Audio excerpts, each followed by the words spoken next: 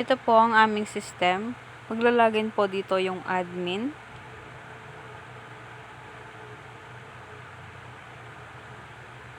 After niya po mag-login, mapupunta po siya sa dashboard, which is makikita po natin yung register. Register po tayo ng informations ng mga student. Student name, student ID, course, section, gender, age, and address. If i-fill up po ng mga student yung mga info nila, and then i-register po nila. Mag-enter po tayo ng iba't ibang name po ng mga student. Veronica Mercado. Sa student name po natin ilalagay. Sa student ID 002, course BSIS, section 3A. Gender, female. Age, 21. Address, San Vicente, Santa Rita, Pampanga.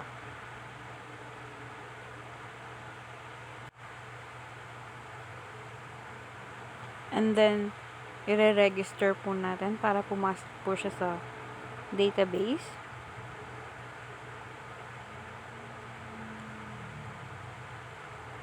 I-register po and then enter other name. Juan de la Cruz. Student ID, course, BSIS, section 3A, select gender, male, age 20, address, Ebus, Pampanga.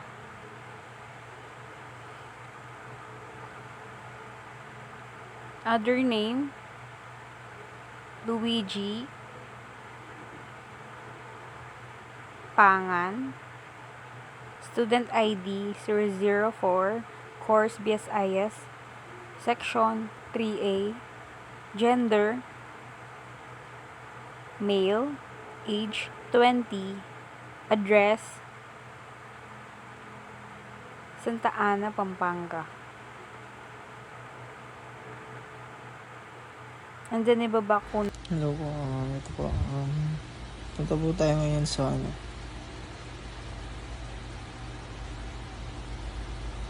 sa view all students. Makikita po natin yung mga database. Siya po yung niregister natin mga students. Ayan po yung name, student ID, course, section, gender, age, address. Yan, back po tayo. Punta po tayo ngayon sa manage students. Pwede po tayong mag-edit and delete po dito. Try po natin mag-edit. Edit po natin yung student name.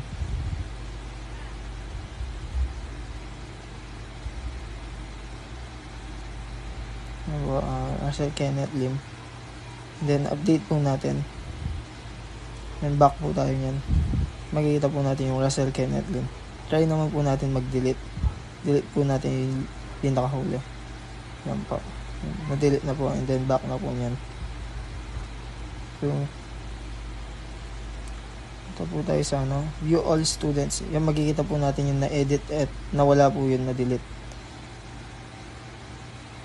Mag-take po tayo ng attendance sa select student name kung sino po yung i-attendance po natin. Lagyan natin yung date ngayon po.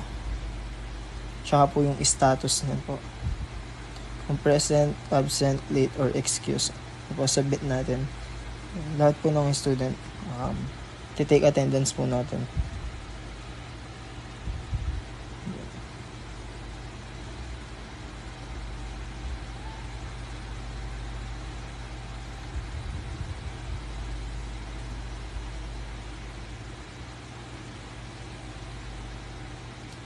Yan, submit attendance and then back po tayo nyan.